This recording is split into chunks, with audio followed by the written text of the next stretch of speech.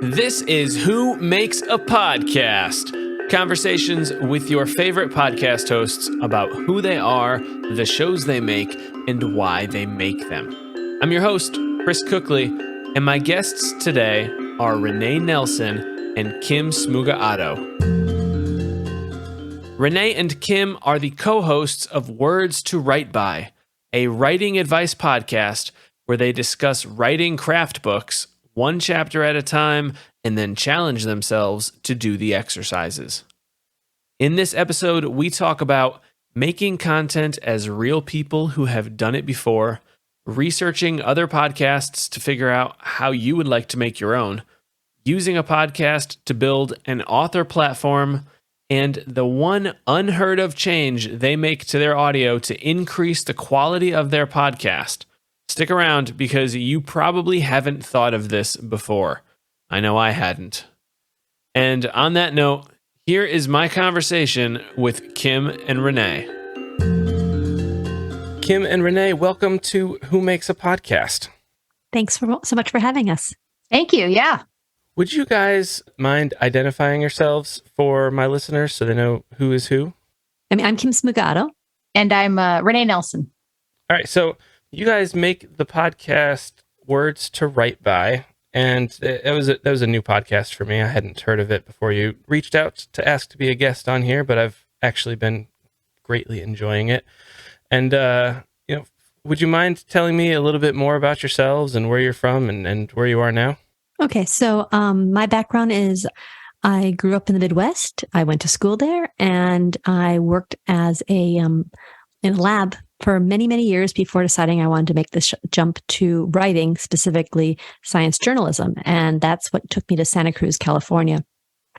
And so I did a program there that taught us all sorts of things about journalism. I freelanced for about a year or so after that. And then I always had a yen to do fiction writing. So I decided to start off in that direction. And that's how I got to the point where I am now. Still living in California?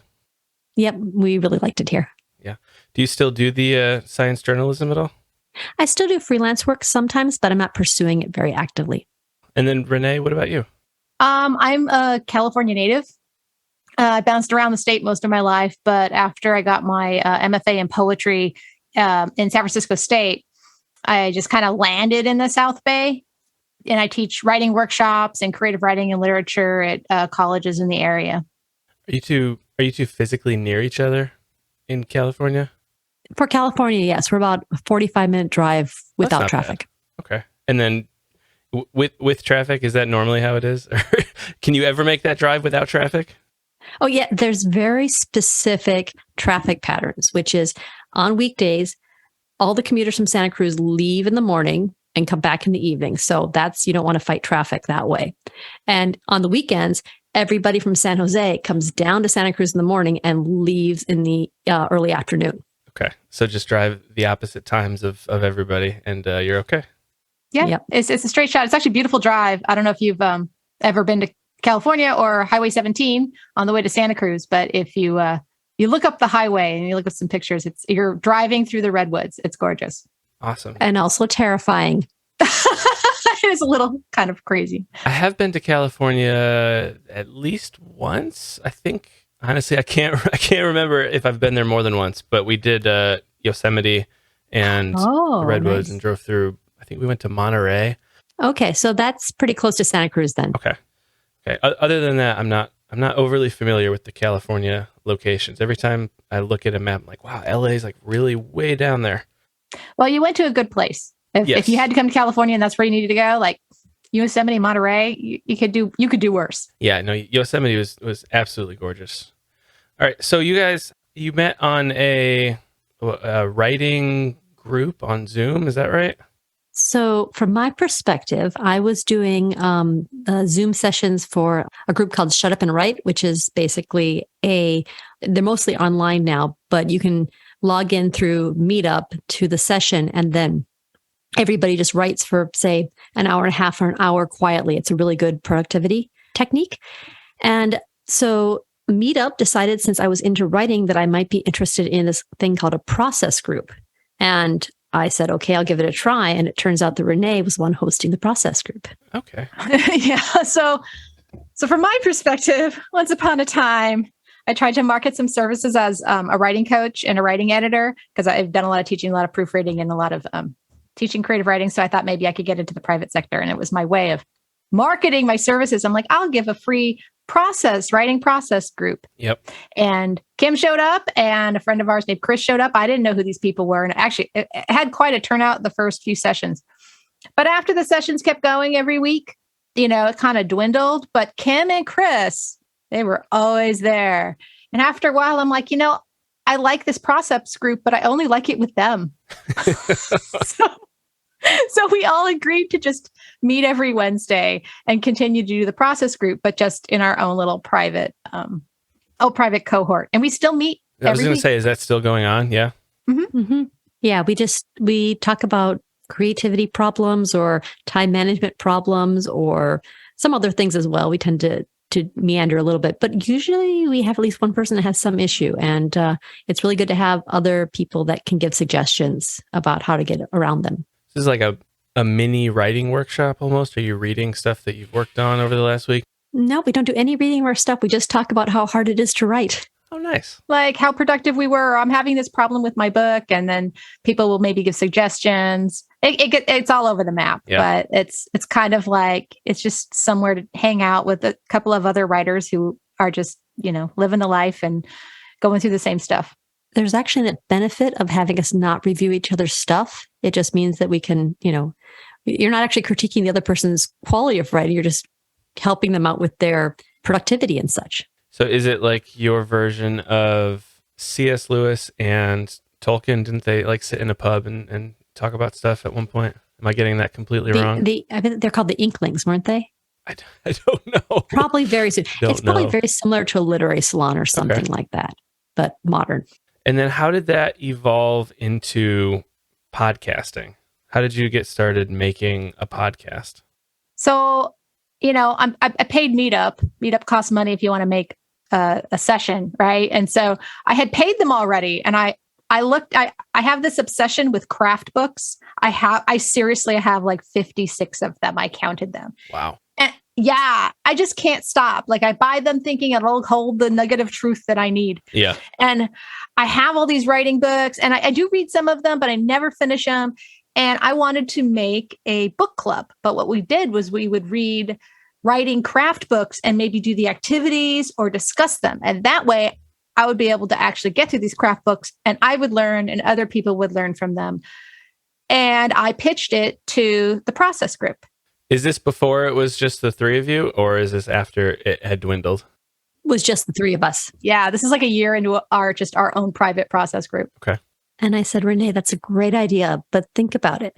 Even when you're reading like beach reads or women's fiction and you have a book club and you're offering wine and treats, people soon stop coming or don't read the book. And those are easy books. Yeah. But it was still a really great idea. And I have craft books too that I would love to get through. And so we decided, so I said, how about instead of having people come to a meetup, it just be you and me and we'll make a podcast and we'll put that out there and people can listen as long as they want, but they don't have to read the book or they don't have to, be there at a certain time.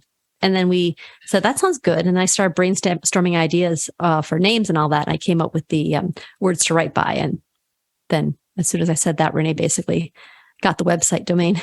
Yeah, like within 30 seconds. And nobody had that. Wow.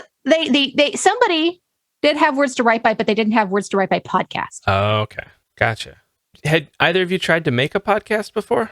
As part of my journalism course, we had one unit on multimedia, and one of the assignments was to make a podcast or to do a kind of an NPR style radio piece. And so I had experience working with the software and putting that together, and I really had a fun time with that. So that was like maybe a storytelling kind of. You're saying NPR, so like a This American Life type of a... Actually closer to like Morning Edition or something where someone's reporting about, this pig farmer in Iowa or something. Cool. And then Renee, did you have any audio recording experience? Oh, none. And I really don't now. Kim does all that stuff. Turn microphone on and here we go. Yeah. she's just the talent. No, I do all the website stuff. Okay. I write a lot. It's not just that, but it's true. I don't have any audio experience. Do you listen to many podcasts, either of you? A fair amount. Yeah. When I worked in a lab, I did a lot of cell culture, which basically required my hands to be moving little bits of liquid from plate to plate. And I just listen to podcasts all day long. But now that I don't have a commute or anything, I listen to fewer of them. But there are some that I've really enjoyed. What would those be? I loved the first season of Serial. Yeah. Serial. And there was another one I got onto called Exit Scam, about a Bitcoin scandal involving a death in Canada. It was pretty awesome. Wow. Yeah, I haven't heard of that one. Serial's obviously a popular one. I think that kind of elevated podcasting into the mainstream in some ways. Renee, do you listen to many podcasts? Yeah, I used to listen to a lot more again when I was commuting as well. Yeah. Like I was I was a fan of like Hidden Brain. Shankar's voice was very meditative and seemed very nice to me. He seemed like a nice uncle or something.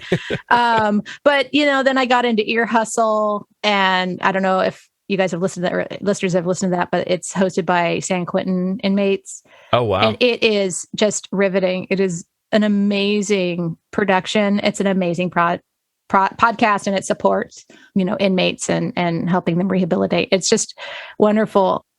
I also listen to, I'm teaching myself to learn German, and there's a podcast called Easy German. And they've grown a bit now. They've got Easy Spanish and Easy Italian, but you kind of learn from native German speakers, and then they have their own little show, which is kind of cool. So I'll listen to that to kind of train my ear. And I'm always kind of listening to new podcasts lately. I found a podcast recently through our podcasting on Reddit called, I think it's Bill and Frank's Guilt-Free Pleasures. And I sent him a message recently because I thought they were pretty cool. And they did an episode on these like cheesy 80s, mostly 80s music people normally would be like embarrassed if somebody new was on their like mixtape. And they did Gloria, and they analyzed the lyrics. And I was like, okay, I didn't know I would love this, but I love this. So it's really just pure fun. I'm going to have to check some of those out. I haven't heard of most of those. So thank you for, enlightening me to some new podcasts. I'm always looking for new podcasts to check out and to listen to, and maybe get as guests on the show. Who knows? Did I hear on a recent episode of your podcast that you hosted a workshop on starting a podcast? Yes. Yeah. Well, what's the story behind that? How did that go?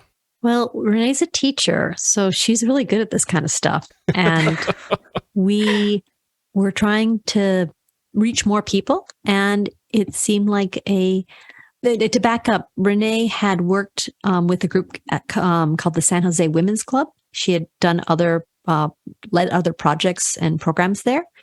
And so we put together a idea for how we would structure this, how to do a podcast, and we sent it to them, and they liked our proposal. And so we did a presentation. And now that we've done it, we have it prepared. So we're going to try to pitch it to some other groups. Cool. What was the turnout for that? Was that good? Well, yeah, actually, we were worried there wasn't going to be anybody at all. So yeah. We had a couple of people show up in person that we did not know, and several people online. Awesome. Yeah, it was pretty cool. Yeah, one of the benefits of knowing how to teach is you could take just about any kind of topic, even if you don't know much about it, and kind of organize it into something like fun and interesting. And so I guess it's one of my superpowers. So it's like, between me and Kim, we've had enough experience to put together a podcast. And it was like, well, how you don't want to like go too much into detail in an hour and a half presentation. So you just give them the bare bones, and people were super into it. Yeah. That's one of the things that I've heard, I think, about teaching stuff that, online in particular, but there's always somebody that's just a couple steps behind you, and you don't necessarily have to be an expert at anything. You just have to help those people get to where you're at currently. And, there's always somebody that could benefit from what you know. And podcasting isn't that hard. I mean, a really good podcast is, but just the act of creating a podcast is not that difficult. And it can be so useful for so many different things. What part of a our presentation was like talking about why someone might want to use a podcast. These were just people in general. So we talked about, you could share your passion, or you could have an organization to get more outreach, or you could supplement some other part of a campaign with podcasting. It's such a great media. What else did you cover in that presentation as far as topics that you were teaching? There was a lot of like, this isn't scary, you can do this pretty easy kind of stuff. Okay. Different types of formats for podcasts. Show notes, different kinds of show notes, that if you go on different websites, you go to their different you check them out, and then you think, okay, well, some of them have links. Some of them actually give a little bit more than that.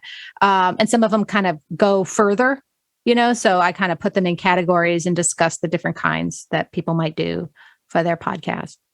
We talked about the equipment that you needed to get, or that you didn't need much equipment. And then finally, we did this little demonstration with Zoom where we had pre-recorded a Zoom session between the two of us that was kind of all over the place. And then I did some quick edits that I'd already established what I wanted to do in Audacity to show, look, you can take this jumbled bit of sound, you could turn it into an actual something that makes sense.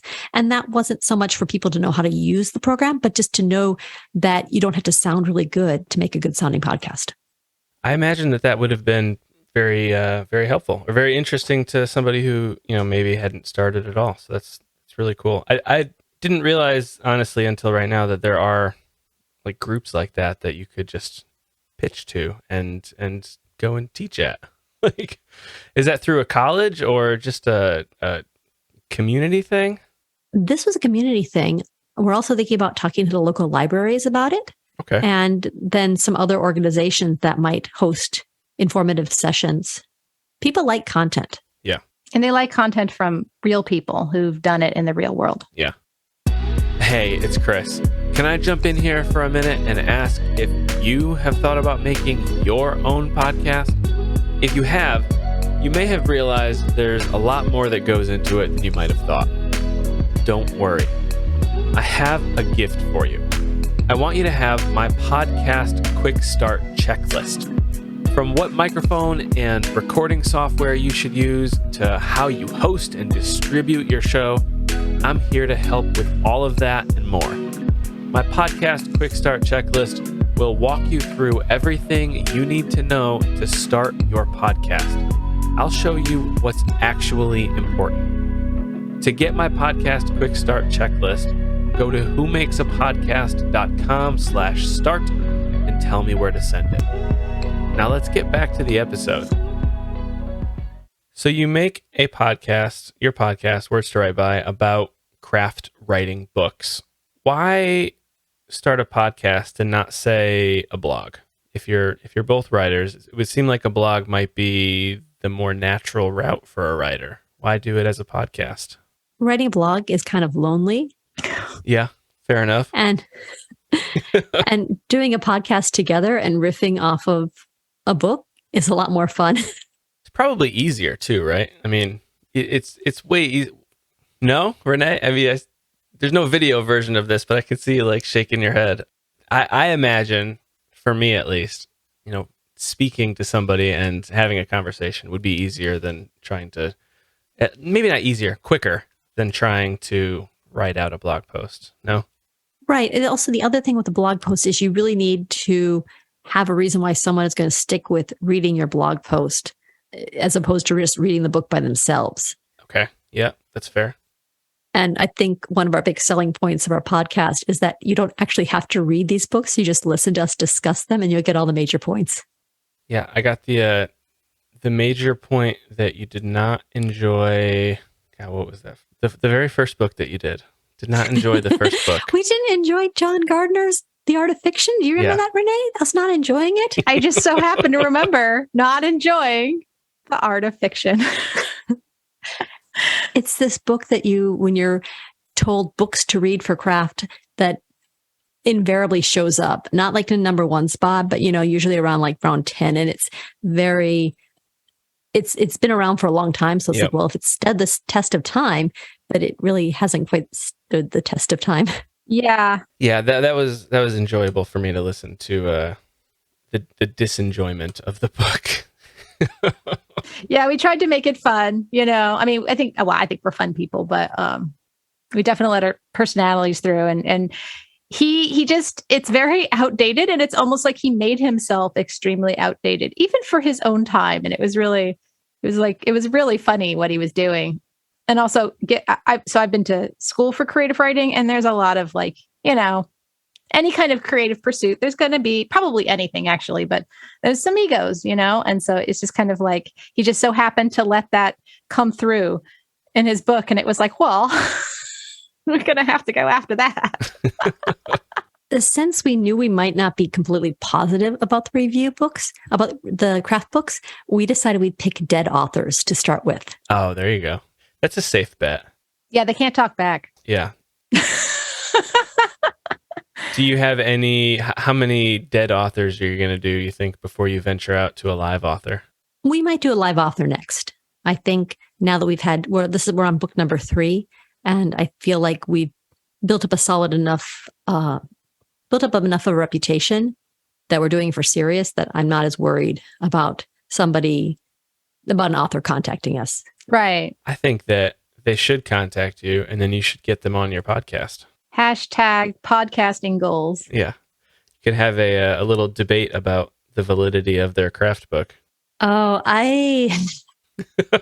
No. I remember once a friend of mine saying that he was part of a critique group, and they actually had not a critique group, a book club. And it so happened that somebody recommended a book and they knew the author, and the author came to the book club. And he said it was the most awful experience because really, yes, I mean, she wasn't that much of an established author, and like they just got the feeling as they were talking about it that she had only really gotten very positive feedback before, and it was just yeah. A lot of people saying that you're doing great stuff, and then strangers will tell you the truth.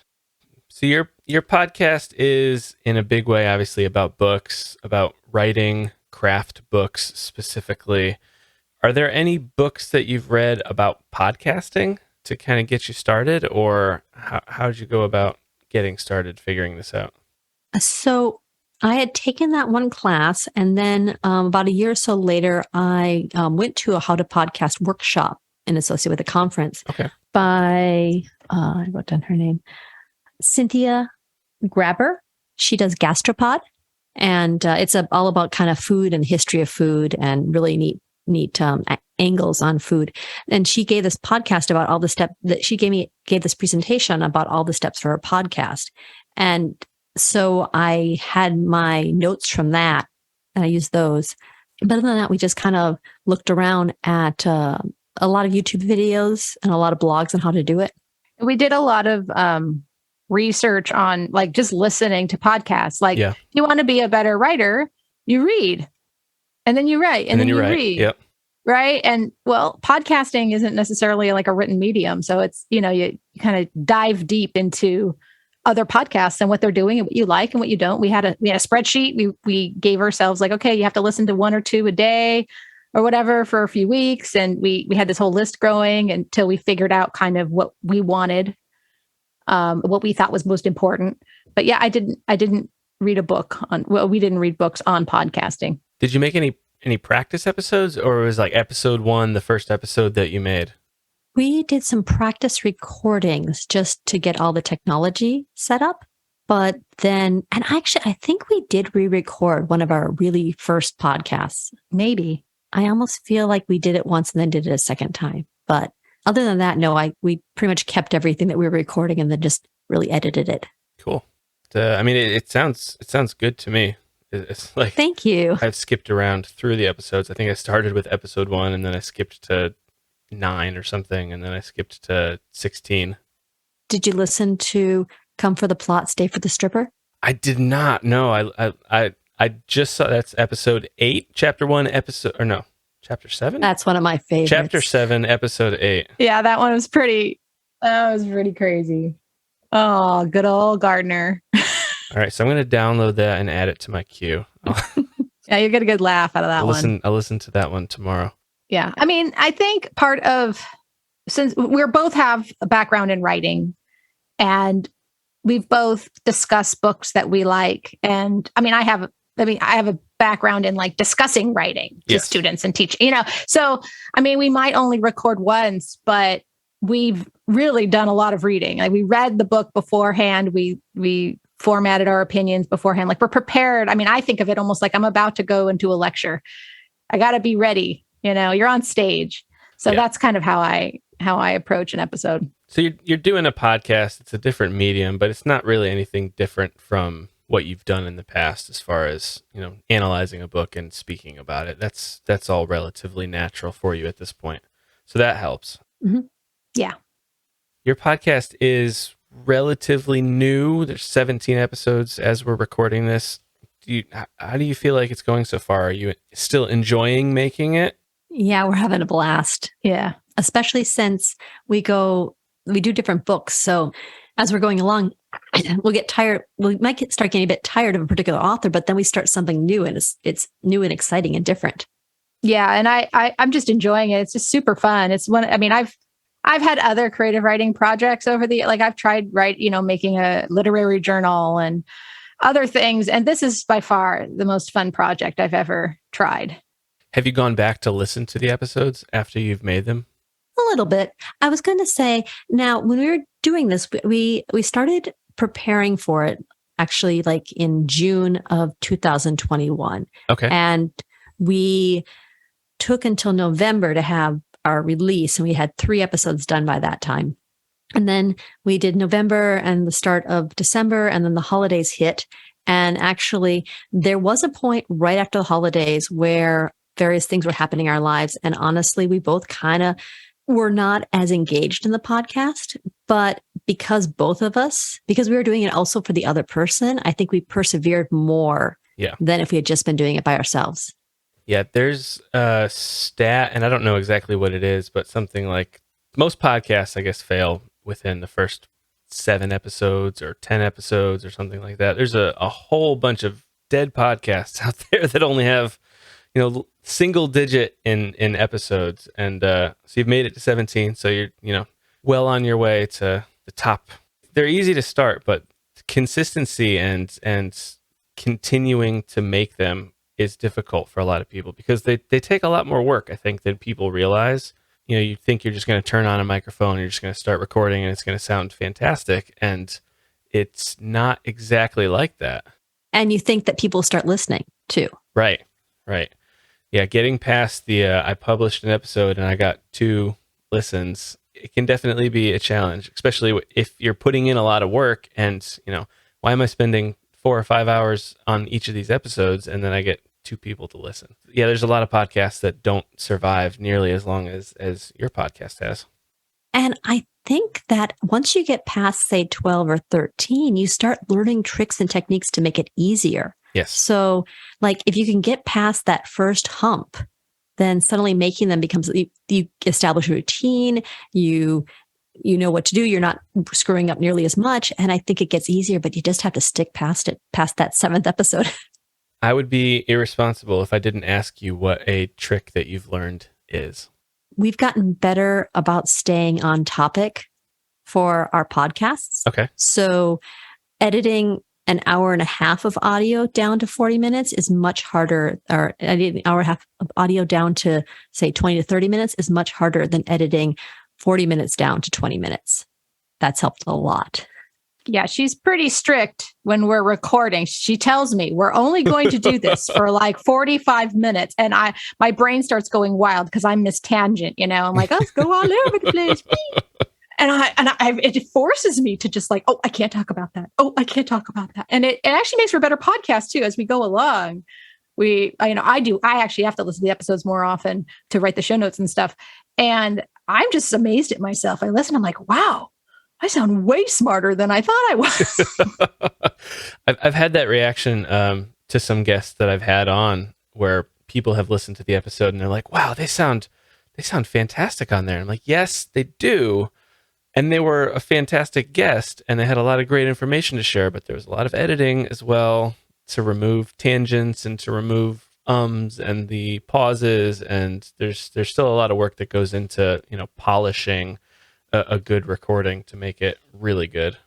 The other thing I discovered from the editing standpoint is that we've gotten to be much better speakers Yes. at this point. I'm kind of surprised because we've been practicing with the podcast, but not like doing special voice training or anything like that. We've just gotten much better at talking in complete sentences. And if we start something that goes a little bit off, like pausing and then starting again from the beginning, and that makes editing a lot faster. And you're using Audacity. Is that the software that you're recording and editing in? When we can't meet in person, we do that on Zoom, and that's our recording. And then when we get together, we have, this is a bit technical, but we have Yeti USB mics, and you can't record 2 tracks in Audacity with USB mics. Right. So you can on GarageBand if you do this little hack. And so we use GarageBand to record, but then I do all my editing in Audacity. I see. And just out of my own curiosity, why not edit in GarageBand? I actually learned how to edit in Audacity, and you get kind of in a mindset, and then the other program just seems really weird. Yeah, I can see that. And we chose Audacity initially because Renee does PCs, and Audacity works on either platform, and it's free. All right. So I'm curious what each of you get, like, personally out of making your podcast. You know, the stated goal is obviously to improve your writing craft. You're both writers and you're working on fiction projects, and craft books obviously will help with that. But the podcast itself, what are you getting out of making that? So it kind of gives me a way to experience the parts I love about teaching. And it gets rid of the parts that I don't. No homework. I do not have to grade papers. There's no office hours and emotional labor. I don't have bureaucracy tying my hands. It's like, I just get to go out there and share what I've learned and work my way through, what I'm reading and sharing it with people in my own style, like in my own way, in my own snarky Renee way. And instant tenure. I know. I'm not going to fire her. Job security for the win.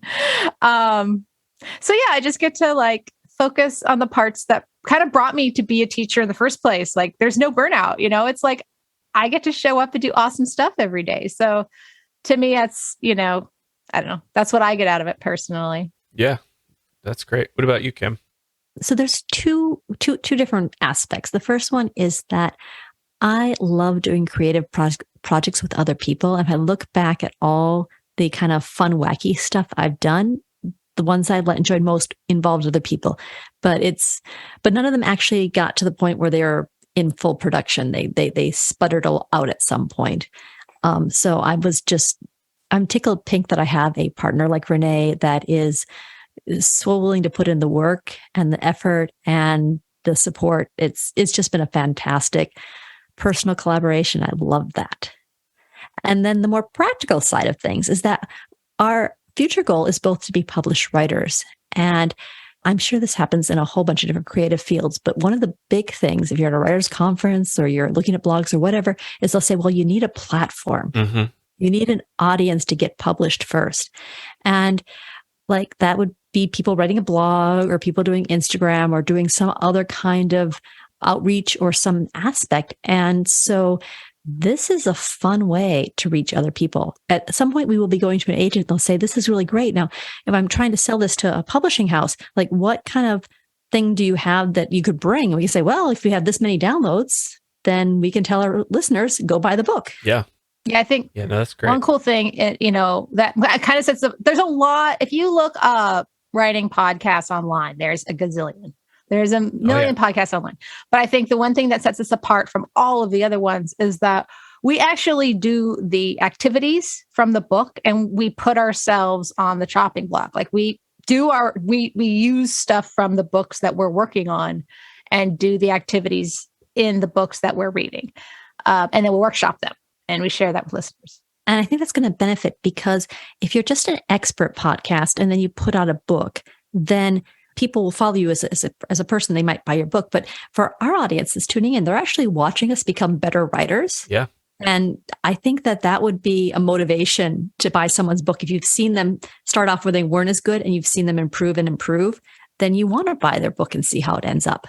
My podcast has a very rich history, and it's a 14 episode history so far of of writing podcasts specifically. My very first episode was with Kenny McKay, who makes Author Your Dream. And then I've had somebody on Bookstagram, James Blatch from the Self-Publishing Show, and then Christopher Hermelin from So Many Damn Books. So that's 4 out of my 14 published episodes have been writing podcasts. And here we are with another one. 5 out of 15. Yeah. Exactly. So I'm not saying bad things about the other writing podcasts, just like, and actually I've listened, the episodes I've listened to of yours were of the writing ones. I wanted to know. Oh, nice. Yeah. What they had to say. So yeah, all of those are fantastic podcasts, and as is yours. So everybody should go listen to all of these. Everybody who wants to write. Speaking of the creative projects, I can't remember which one of you this was, and I'm sorry, but who left bookmarks all around the world? That would be Renee. That was me. I want to know more about that. So was it your idea? Did it work? Have you noticed any uptick in listenership from around the world? I wouldn't say I was around the world. I was in Europe, which is one very specific part of the world, but it was all over. So, so it's one of those things. If people start a podcast, as you know, marketing can be hard. It takes a while. You're not sure if things are working. You have to get kind of creative. And one cool thing about our podcast is the topic is about, reading and writing. And Kim had a great idea that instead of business cards, we should just have bookmarks because it makes sense. And it just so happens Matchek, her husband, created the most amazing logo ever. Like, I love our logo so much. And so it looks, and then he made bookmarks. And I thought, you know what I'm going to do? I'm going on vacation, but that doesn't mean I'm done working on the podcast. I can still work on my vacation. So, well, you recorded an episode too while you were over there. Sure did. That's the benefit of having a friend you can't let down. It's like, just because I'm on vacation doesn't mean she doesn't have a podcast too. And I have to make sure that I show up for that. So it was fun to record on vacation anyway. So yeah, I was very careful. I didn't want to litter, and I made sure I left them in appropriate places like libraries, and I'd be in an Airbnb and they'll have like books on the shelf. I guess some people might read in their Airbnb. I'm not sure why, but I would put them in the books. I went to a cat cafe in London and I left some there. A cat cafe. It was amazing. I'm definitely, actually both me and Kim are our ladies. Cat people. Have you been to the website? Your website? I have. Okay. So as you see, each episode is dedicated to our animals or our friends' animals, and mostly our cats. So each episode, the picture that comes with it is them posing with the book. Nice. Yeah. So we're pretty... Yeah, cat people, dog people, any people. If you said you have a dog, you should send in your dog with posing with the book, and we'll feature your dog on an episode. Yeah, as soon as you do a book that I have, okay, I'll send you my list. The one issue we had when we were designing our website was what to put for artwork for the podcasts, because you don't want to have the same logo on every single one of them, right? But on the other hand, there's only so much you can do with stock photography. And if you want to do artwork, that takes so long. And so we came out with the idea of like, let's photograph the book and one of our cats. And it looks really good. Yeah, it's clever. I did that. I struggled with that as well, starting my podcast initially. I was just doing my Who Makes a Podcast logo for all of the episodes. But then I haven't asked anybody if I can do this, but I've started stealing my guests' podcast covers, and I use those for their episode. Honestly, I think that's awesome. That's okay. That's great for them. Yeah. Yeah. So if you go to whomakesapodcast.com/episodes, you can see all of the other episode covers. Awesome. I think, it's when you figure out a way to have variety, but at the same time, something that won't stress you out too much. Yeah. It's great. Consistency and trying to not make things too difficult. Yeah. It seems like you got the perfect type of photography or art you need for your podcast. I think that's perfect. Yeah. You did the bookmarks thing for marketing purposes. How big is your podcast? How many listens are you getting right now? Oh, we're huge. At least 12 to 18 when we release. Nice. So no, we're not very big at all. We get about, like I said, around 15 people are subscribing. So they automatically get the podcast right away. And then over the course of the week, it builds to about, most of them are around 50. I think we got 67 last week. Well, that's good. Mm-hmm. Mm-hmm. And then you're coming out every other week. Is that right? Every other week. And we do a lot of hustling when a podcast comes out. Like if I have a couple of friends. I have one friend that I always text and she says, great, I'm going to listen to the podcast. I don't know if she'd listen to it if I wasn't texting her each time. And likewise, like if I have some angle that I think a particular set of friends would like when we started doing Ray Bradbury, like any of my friends that were into science fiction, I sent them emails, listen to this podcast. Yeah. Well, that's good. What else are you doing to get the word out each week? Or every other week? When we did the Bradbury, when we released the first Bradbury episode, since my husband works in tech, we're big sci-fi fans, and of course, most of his coworkers, I'm sure, are. And so I make cinnamon rolls or galaxy rolls or whatever, and I made a little band, like a little poster for them. I'm like, download the episode, get a cinnamon roll, and then I double check to make sure that it went up. Yeah. I made those cinnamon rolls. I make some really good cinnamon rolls. Renee is an amazing baker. If you weren't in California, I'd say I'd like to try one. Well, if you ever come to California, let me know. And you're in the Bay Area. Okay. You get a free Airbnb. I have a guest room. You have to like cats, though. We'll get back to you. Maybe it's not worth it. I don't know. How good are the cinnamon rolls? Oh my goodness, they are amazing. My teenager would eat 3 in a row. They're probably the best. Oh my God. I'll admit they are actually not my recipe. It's a recipe I found in a book, but I found the recipe, so I guess it is mine. Do you have any pictures of these cinnamon rolls? I actually do, and I can send you. And if you bake, do you bake at all? Only when I have to. I will send you this recipe if you're okay with yeast. If yeast and it doesn't scare you. Okay. If bread doesn't scare, some scares certain people, but if bread doesn't scare you, I will send you this recipe, and then now you will be the keeper of the amazing cinnamon rolls as well. That would be great. And if you send me a picture, listeners, a picture of Renee's cinnamon rolls in the show notes. Okay, that sounds good. The other things we do for promotion is we do have a Facebook page and an Instagram account, and we always announce a new episode, although I don't think we get much traffic that way.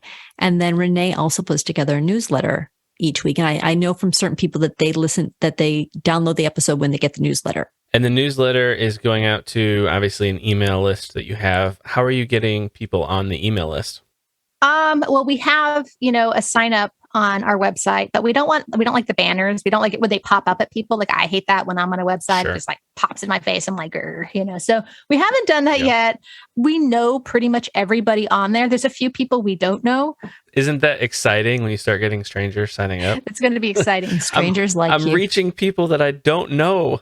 What's really cool, I think, is one of the benefits to joining our newsletter, dear listeners, is I put recipes in there. Oh, cinnamon roll recipes? Did I put this? I think I may have put the cinnamon roll. I don't know. That one might be a special one, but I did put my fancy chocolate cake hack recipe in there. I have a hack that makes chocolate cake just crazy good. And we're thinking, so when we were at a writing conference this last week, and Renee did go to a session on marketing. And so we're going to try some new things with the newsletter, some like freebie giveaways or something like that to try to get more people on it. Cool. Because newsletters are huge as far as quality of one's platform. It's like if you have an actual list of people that get your email, that's still considered much better than Facebook posts or followers on Instagram. Absolutely. Yeah, there's a lot of stories about, Facebook used to be the place to go viral and things like that. And now, even if you had 100,000 people in a group on Facebook, maybe 1,000 of them would actually see your posts unless you paid Facebook to send it out.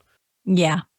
All right, I want to move a little bit into some production, some technical questions about your podcast. So what does a typical production look like for an episode? What are you doing to get ready for the episode? And then, from your mouth to the listener's ears, what are the steps that you're taking? So before, because of the topic of our podcast, about writing craft books, we have to read the chapters and we have to do the activity on our own work. And so I take copious amounts of notes in the margins, but I'm just a I'm a reader, and that's how, and I'm overachiever, I guess. I was one of those overachieving students, so tons of notes. I even type out the quotes that I make a note on, and I add the notes, and then I develop the notes a bit more, do the activity, and then I show up to Kim's house and I pet her cats, and we have a good time for like 10 minutes with the cats, and then we set to recording. And then we record usually actually 2 sessions. We record once in person at least, and that's the discussion of the chapters. And then we'll also announce what our exercise is going to be. Usually we then take a couple of days to get the exercise done because our discussions help illuminate what the author is actually trying to get out of the discussion, out of the exercises. And then either we'll meet back in person or we'll do a Zoom session to discuss the exercises. And then after the episode, like after we're done, we go and watch an episode of She-Ra on Netflix. What is that? She-Ra, the Princesses of Power. It's a really good You've never cartoon. heard of She-Ra? Have you heard of He-Man? No. These are not getting suggested to me on my Netflix. I think we're old. I think it just means that we're old. Old, and I have kids. I mean, I have kids too, but they're watching Cocomelon. So. How old are they? 4 and 1. Okay, you got some good stuff coming up ahead, and Netflix has some fantastic kids cartoon series. They do, yeah. Mm-hmm. So okay, so you're recording once in person to go over the book, and then possibly again in person or over Zoom after you do the sessions, and then it sounds like your intros maybe are also recorded separately. Is that right or no? Like we have we call it the words we write, where we just kind of have a warm up of just talking about what we've been up to. It's usually only about 3 minutes long. I try to keep it pretty short. Okay. So the official opening, our jingle, we did that a long time back. So I just slapped that on for each episode, and then the words we write and the discussion. I also do a recording after the discussion. Once I've edited the discussion, I know exactly what's in it. I'll do a summary of what's going to be in our podcast, and we put that right after the words we write. So that's a transition. Somebody listening to the podcast knows what they're going to get. And then we come back for the exercise. Since we both do the exercises, we end up with actually 2 recordings from that. I usually take the shorter one and I put that in the podcast, and I take the longer one and we save that for our Patreon account for our listeners there, our patrons there. And then you take those recordings, obviously bring them into Audacity to do the editing. What are you doing as far as editing? What's that process look like? Mostly standard stuff. I take out the I listen to and make sure that everything makes sense, because our podcasts are discussing specific topics and explaining what the writer meant by things. It's really important to have clarity and not to ramble too much, so that when someone's listening to it, they have a complete thought without a lot of interruptions. And then take out the take out the breaths before. Sometimes I take them out, sometimes I don't, but I can get really into the weeds about the actual sound. I try to make sure our levels are balanced, although that's something that's still ongoing.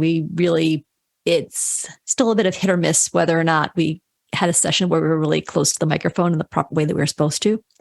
And then I also discovered an amazing technique that has improved the quality of our podcast to the point that like my husband and other people have commented on it. All right. Do tell. Yes. I go into the change tempo option and I decrease our tempo by 10%. So you're slowing yourself down. Yep. We're talking a lot more slowly and more clearly, and people like that. Does that maintain the pitch, or is that also like your voice is getting slightly deeper? So if you do it on slow sound, it will deepen the pitch. But if you do change tempo, it keeps the pitch the same, at least within that small range. That's fascinating. I've never heard of somebody doing that. Yeah, we just couldn't teach ourselves to talk slowly, so it's a nice solution. It was pretty funny too, because when she did it, she didn't tell me. So when the episode's done and recorded, she kicks it off to me, and then it's my turn to do show notes and write the chapter notes for Patreon. And to make sure I haven't made any mistakes. Yeah, I check to make sure if there's any mistakes. And I'm listening to it one day and I'm like, wow, we sound so good. We're so articulate. I had no idea. I'm so eloquent. Yeah, I'm like, wow, normally I'm all over the place. And I talk really rapid and quickly and fast. And wow, Kim. And then she told me, and I went, oh, That's why. that's why. That's why. Do you do any kind of pre-episode like planning? Do you have an outline that you're both working off of? I know you take a lot of notes, but in the interest of, as you said earlier, trying to keep the episodes from running for an hour and a half before they're edited, are you like coming to an agreement on any kind of topics about the chapter that you wanted to talk about, or like what are you bringing? What are you each bringing to the conversation? Yeah, we discuss in general terms what we found was most important in the chapters, and we build a list off of that of like usually about 3 topics is kind of the magic number. And then, but we don't discuss what we thought any more than we have to. So when the conversation is happening, it's organic. More authentic, yeah. Oh, and there's one other thing that we do, which is when I'm editing, I keep an ear out for like bloopers for like crazy things we say, and I save them all. And at the end of the editing, I listen to them. I pick the best one. I stick it at the very end of the podcast. So if you listen to the music going out, you get a little Easter egg at the very end. I don't know if you Let's just noticed say, except for one, they're all me. I wonder why. I do say the weird Privilege stuff. of the editor. Yeah. I always mean to do that, and then I forget, and I don't. I wish I did. You just got to collect them as you're going along. Yeah. And then you just assume that one of them is going to be like just the perfect one. There was one in an episode that I just edited that's coming out tomorrow as we're recording this, and I'm remembering exactly what he said, but I don't know where in the episode it is, so I have to scrub through the whole thing. But he's talking about gas. It was like gear acquisition syndrome, and he's just like, yeah, I don't have gas. And like that's the quote. And like that would be so perfect as just a little one-liner, but I didn't cut it out. That's a great one-liner. You've had, at least that I've heard, a few kind of short guest interviews on some of your episodes. What's been the process for you as far as finding guests, getting people to agree to come on, and then like the segments on the episodes are not very long, 5-10 minutes maybe. Are the interviews themselves that long, or are you cutting down a longer conversation? The interviews are really short. This is where my journalism training has come in, where I know when I'm preparing for an interview, I know exactly what questions I want, what kind of quotes I want, and I'll let the person know ahead of time it's going to be a longer interview or a shorter interview. And I tell them up front, we're going to do a really fast interview. It's going to be at 5 minutes at most at the end. I'm just going to ask you like these general questions. And then we go pretty smoothly. One of the persons we interviewed was a podcaster. So he was just on point. He was just really good. And the other person has had public speaking training. So when you have someone that's comfortable speaking, they usually do a pretty good job. So you've only done that twice?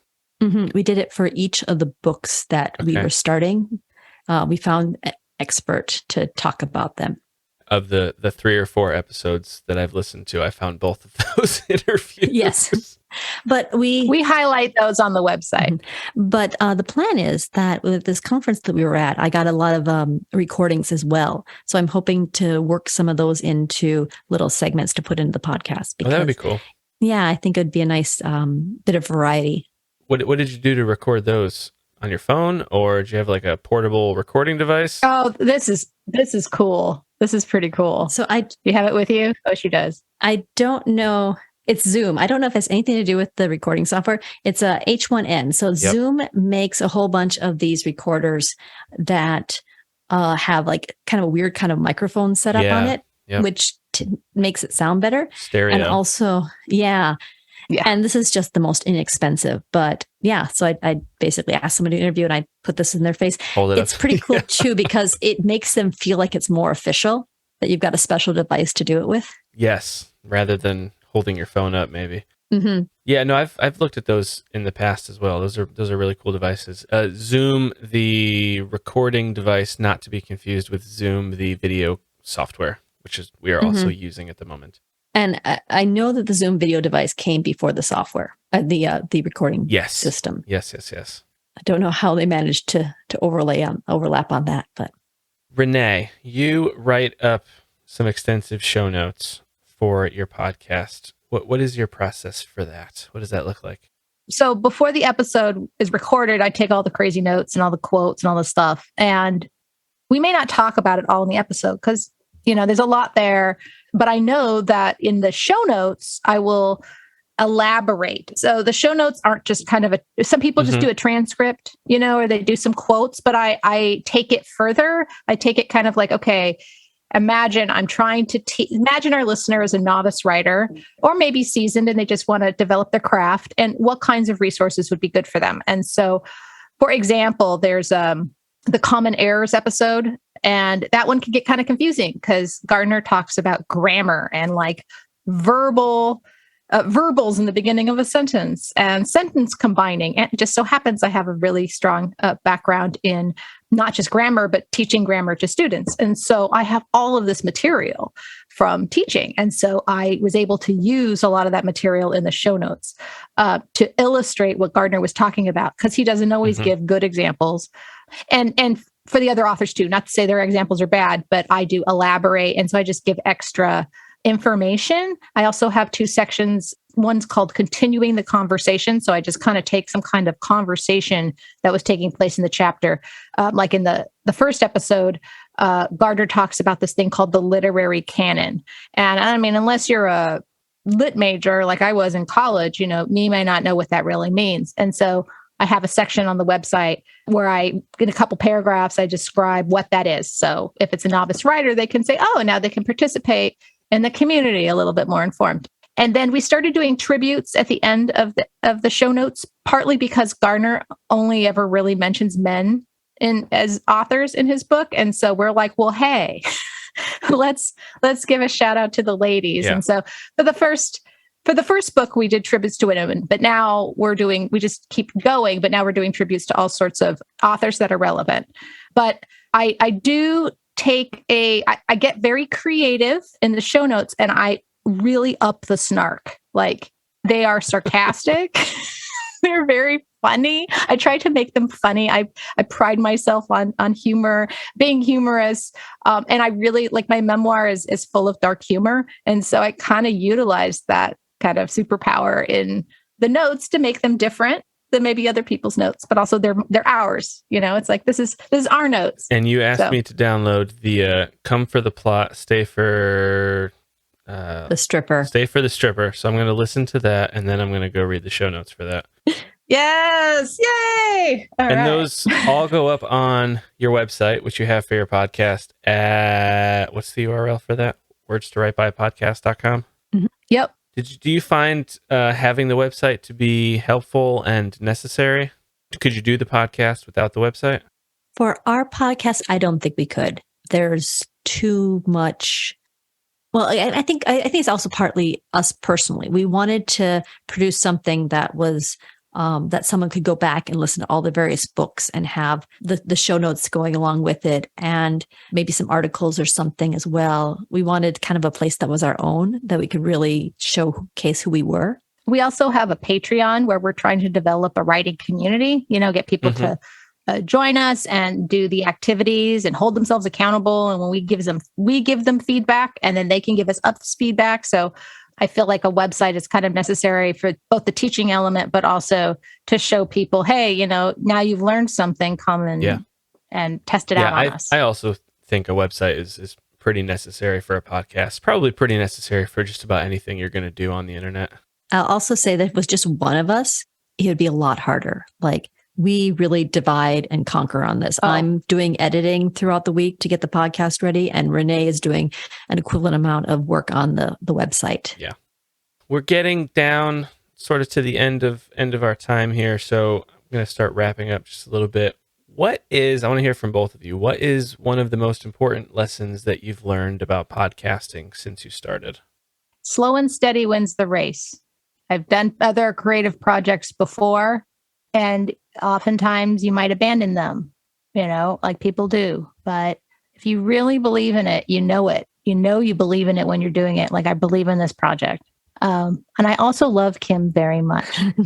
I've learned that Kim is a wonderful, wonderful friend, which is really awesome. That would probably be one of the biggest lessons is, if you're going to do it with another person, find the right partner. Yeah. But I feel that, I mean, there's a bunch of technical stuff that you learn and they all kind of flow together. I think, or one thing I've learned about podcasting is that it doesn't have to be a static thing, that as you go along, you can change your podcast and Yes. you can adapt to other things. And so not to have to follow a really strict structure, but just sort of to let it change as it changes. Yeah. It's your podcast. If it needs to change it. Mhm. Is there anything, and I stole this question from you guys, by the way. I used to ask a different question, but I like this better. Is there anything that you thought I would ask you that I didn't ask you? That I got that one from a journalist, from a professional journalist who said, this is the question she always includes at the end. She may have been a Pulitzer Prize winner. I'm not sure. I like it. Yeah. I think you covered everything really well. And I say this as someone that has listened to a lot of different interview podcasts, and I think you've got a really solid interview style. Oh, so my thank you. hat off to you. Thank you. Did I miss anything, Renee? I think it's pretty good. I would like to hear your how you felt about some of the jokes I've got on my website, or on our website. I've got some pretty funny stuff on there, but Are those in the show notes? they are in the show All right. notes. There's some pretty funny stuff in there. So, but what would you ask me? No, I agree with Kim. You had quite a few questions and they were very comprehensive. And so from a teacher, I would say, good job, A+. Thank you. All right. Where can people find you? Where do you want to send people? I think to our website is the best one. So wordstowritebypodcast.com. We also have a Facebook account and some other things, but those aren't really as useful. They will start becoming more useful later, but not right. And we also are on like all the various podcast services. So you can find us there. Okay. Well, Kim and Renee, this has been a ton of fun for me. I always enjoy interviewing fellow writers, and particularly fellow writers who podcast. So it's a topic that's near and dear to my heart. So thank you so much for coming on and speaking to me. Everybody go listen to Words to Write By. Thank you so much. This was great. Yeah, thank you so much. It's awesome. That was my conversation with Renee Nelson and Kim Smuga-Otto, the co-hosts of Words to Write By, podcast which can be found on all of the major podcast networks. You can also find Renee and Kim at wordstowritebypodcast.com. My name is Chris Cookley, and you can find me at whomakesapodcast.com. If you enjoyed this episode, it would be an enormous help if you shared it with your friends. Let them know about it. And if you're listening now for the first time, please subscribe. I'll have a new interview every other Wednesday. And speaking of, if you host a podcast and would like to be my next guest on Who Makes a Podcast, tell me about your show. Go to whomakesapodcast.com/guest. This is Who Makes a Podcast. I'll be back next time with another conversation with another incredible podcast host. Thanks for listening.